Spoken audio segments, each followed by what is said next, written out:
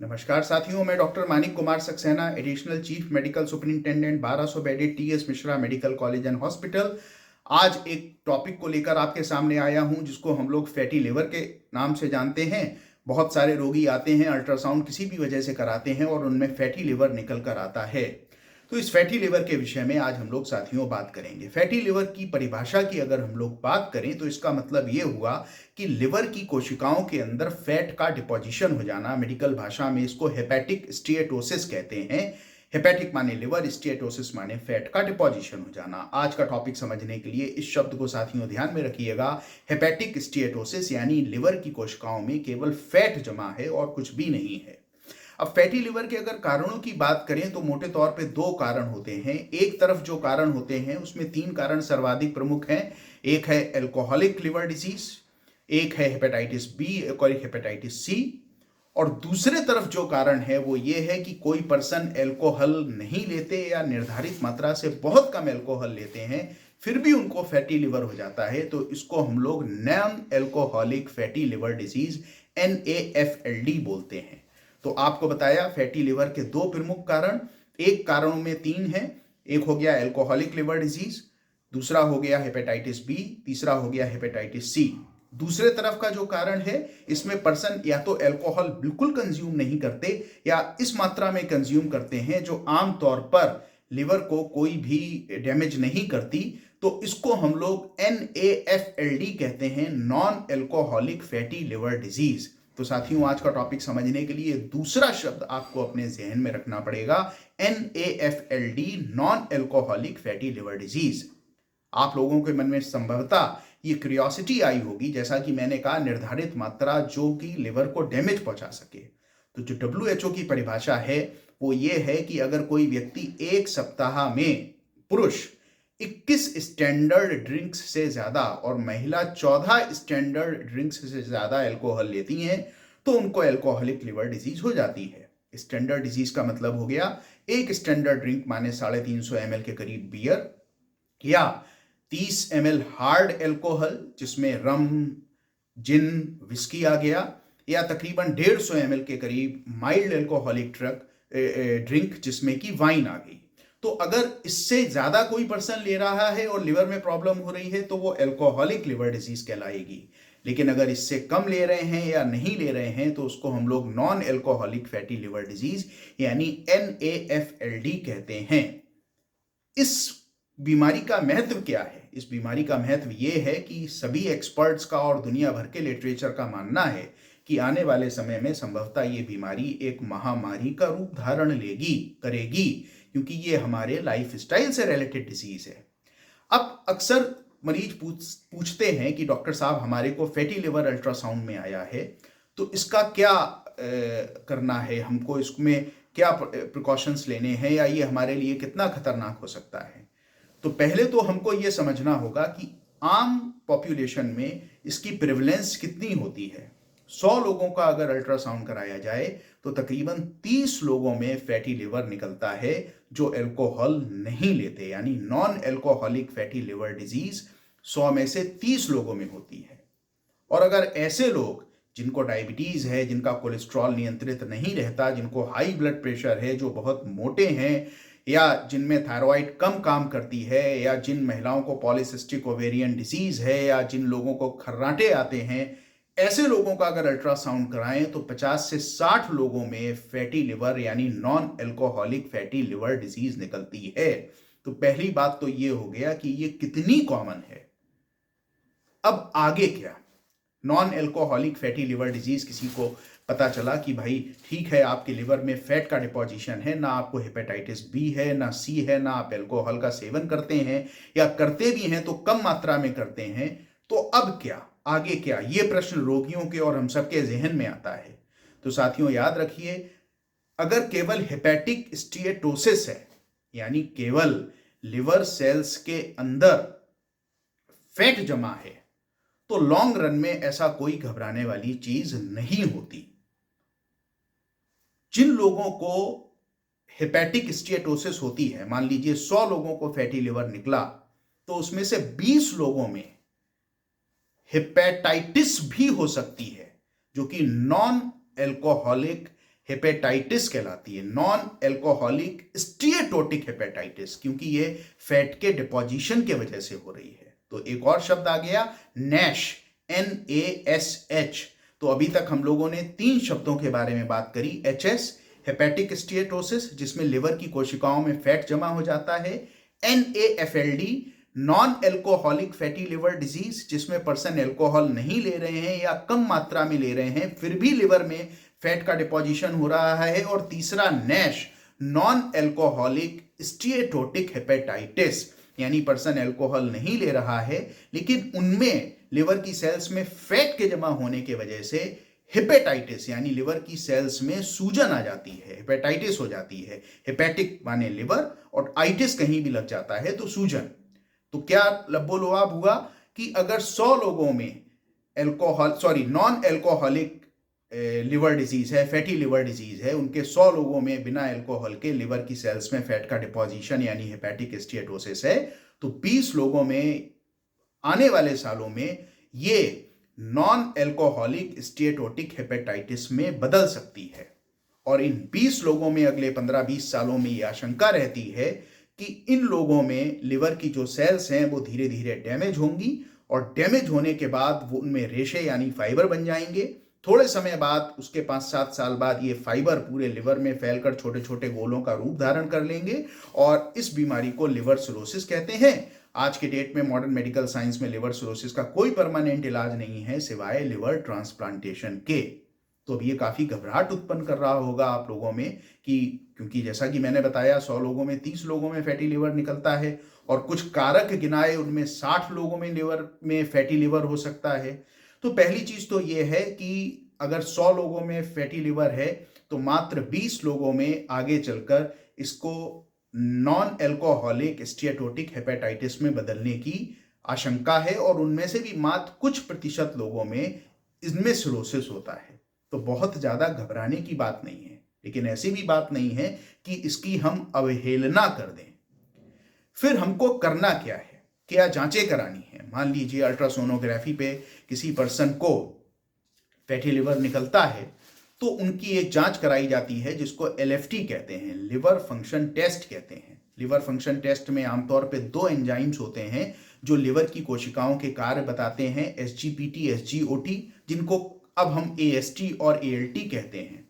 अगर सामान्य से 5 गुना से ज्यादा इनका लेवल निकल कर आता है और साथ में फैटी लिवर है तो ऐसे रोगियों में आगे जांच की जरूरत पड़ती है कि सिर्फ फैटी लिवर है या इनमें नॉन एल्कोहलिक स्टीएटोटिक हेपेटाइटिस हो गई है यानी लिवर की सेल्स में सूजन आ गई है। तो ये कैसे पता चलता है? इसका जो गोल्ड स्टैंडर्ड तरीका है वो अल्ट्रासाउंड की सहायता से एक नीडल डाली जाती है लिवर में और वहां से थोड़ा सा बायोप्सी ले ली जाती है और पता चल जाता है लिवर सेल्स में सूजन है या लिवर सेल्स में सूजन नहीं है। ये टेस्ट के 2 ड्रॉबैक्स हैं। पहला, एक तो ये इन्वेजिव है, मतलब इसमें हमको शरीर में पंचर करना पड़ता है, लिवर के अंदर जाना पड़ता है और बायोप्सी लेनी पड़ती है। और दूसरा, इसी वजह से जब आप रोगियों को बताते हैं तो आमतौर पे उनमें कॉम्प्लायंस यानी इसको कराने की जो इच्छा है वो नहीं होती। तो ये बड़ा मुश्किल हो जाता है पता लगा पाना कि इस पर्सन में केवल हेपेटिक स्टीएटोसिस है या इसकी लिवर की कोशिकाओं में, इनकी लिवर की कोशिकाओं में सूजन भी है, इनको नैश है, नॉन एल्कोहलिक स्टीएटोटिक हेपेटाइटिस भी है। तो फिर हम क्या करते हैं? फिर एक नई जांच हमारे पास उपलब्ध है जिसको हम लोग लिवर का इलास्टोग्राम कहते हैं, जो फाइब्रोस्कैन के नाम से काफी फेमस है। इसमें हमको ये नहीं पता चलता कि लिवर की कोशिकाओं में सूजन है कि नहीं है। आपको थोड़ी देर पहले मैंने बताया था कि अगर लिवर की कोशिकाओं में सूजन है तो वो आगे चलकर लिवर में फाइबर यानी रेशे बना देगी बिल्कुल प्रारंभिक अवस्था में, और उसके 5-7 साल बाद वो रेशे इतने ज्यादा हो जाएंगे कि पूरे के पूरे लिवर में गांठें बन जाएंगी, जिसको लिवर सिरोसिस कहते हैं।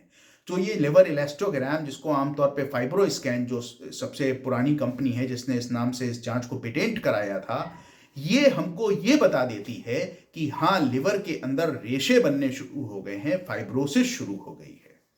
तो यहां पर सावधान हो जाने की आवश्यकता होती है। सावधान नहीं, अत्यधिक सावधान होने की आवश्यकता होती है कि आगे ये प्रोग्रेशन ना हो। तो अगर किसी पर्सन को फैटी लिवर आया तो उनको पहले अपना एलएफटी कराना चाहिए डॉक्टर की सलाह पर, और डॉक्टर को रिपोर्ट दिखाकर। कृपया इस वीडियो से स्वयं डॉक्टर ना बने, इसका ये आशय नहीं है। इसका आशय केवल अवेयरनेस आप लोगों के बीच उत्पन्न करना है।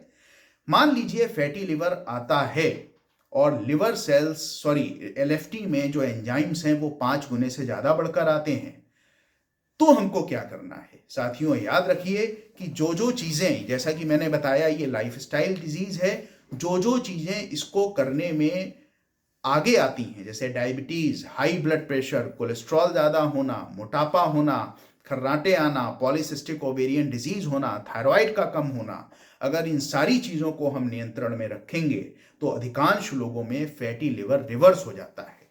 5 से 10%, 15% अगर अपने बढ़े हुए वजन को हम कम कर लेते हैं तो फैटी लिवर बहुत कम रह जाता है या खत्म हो जाता है, और उसके नैश यानी नॉन एल्कोहलिक स्टीएटेटिक हेपेटाइटिस में बदलने की आशंका लगभग खत्म हो जाती है। तो सबसे महत्वपूर्ण चीज है कि मोटापा हमको कम करना है। सेंट्रल ओपेसिटी, जैसे पेट का निकल आना या जो हिप वेस्ट रेशियो है उसका एडवर्स हो जाना, सबसे ज्यादा वजन यहीं पर बढ़ता है। तो पहला तो है मोटापा कंट्रोल करना, डायबिटीज को नियंत्रण में रखना, हाई ब्लड प्रेशर को नियंत्रण में रखना, कोलेस्ट्रॉल अगर ज्यादा है तो उसको नियंत्रण में रखना। अब जो वजन कम है वो हम कैसे कर सकते हैं? एक तो डाइट के द्वारा, डाइट में चिकनी और मीठी चीजों का सेवन हम कम करें, और 30 से 40 मिनट ब्रिस्क वॉक रोज करें, हफ्ते में कम से कम 5 दिन। हम लोग जब रोगी को कहते हैं कि ये टहलिए, तो वो सचमुच में टहलते हैं, खरामा खरामा। यहाँ मैंने शब्द इस्तेमाल किया ब्रिस्क वॉक, लगभग इतनी तेजी से वॉक करना कि लगभग जॉगिंग जैसा हो और इंसान को पसीना आने लगे, और लगातार 30 से 40 मिनट बिना रुके, और हफ्ते में कम से कम 5 दिन। लेकिन इसमें एक खास बात है, अगर आप हृदय रोग से ग्रसित हैं तो अपने डॉक्टर की सलाह पर करें, और अगर आपने पहले से कभी नहीं किया है तो पहले दिन 5 मिनट करें और फिर धीरे धीरे इसकी अवधि बढ़ाएं और 1 महीने के अंदर 30 से 40 मिनट पे लाएं। अगर आप इतना कर लेते हैं तो ज्यादातर केसेस में वजन घटाकर इन सारे कारकों को नियंत्रित कर आप फैटी लिवर को बहुत कम कर सकते हैं या इसको खत्म कर सकते हैं। मान लीजिए फिर भी फैटी लिवर लंबे समय तक बना रहता है, तो जैसा कि मैंने बताया, लिवर की सेल्स में सूजन है या नहीं है ये पता करने का गोल्ड स्टैंडर्ड तरीका लिवर बायोप्सी होता है, लेकिन ज्यादातर लोग नहीं तैयार होते। तो डॉक्टर की सलाह पर ही कृपया हेपेटिक इलेस्टोग्राम या फाइब्रो स्कैन कराएं। उस फाइब्रो स्कैन से हमको पता चलता रहता है कि हमारे लिवर के अंदर कितने रेशे हैं, और उसके आधार पर डॉक्टर ये डिसाइड करते हैं कि आगे क्या करना है। तो अगर हम लोग फैटी लिवर की उपचार की बात करें तो साथियों, उपचार में सर्वाधिक महत्वपूर्ण हो गया लाइफस्टाइल मॉडिफिकेशन, खाने पे नियंत्रण, एक्सरसाइज करना, मोटापा कम करना, डायबिटीज, कोलेस्ट्रॉल, थायराइड, इन सबको नियंत्रण में रखना। तो इससे हम लोग फैटी लिवर की समस्या से काफी हद तक छुटकारा पा सकते हैं। कुछ दवाएं भी क्लेम करी जा रही हैं, 4-5 दवाएं जिनके लिए कहा जाता है कि ये फैटी लिवर को रिवर्स कर सकती हैं, लेकिन अभी इन पर बहुत ज्यादा प्रमाणिक डाटा उपलब्ध नहीं है, और फिर जब उपलब्ध होगा भी तो ये एक्सपर्ट का विषय है।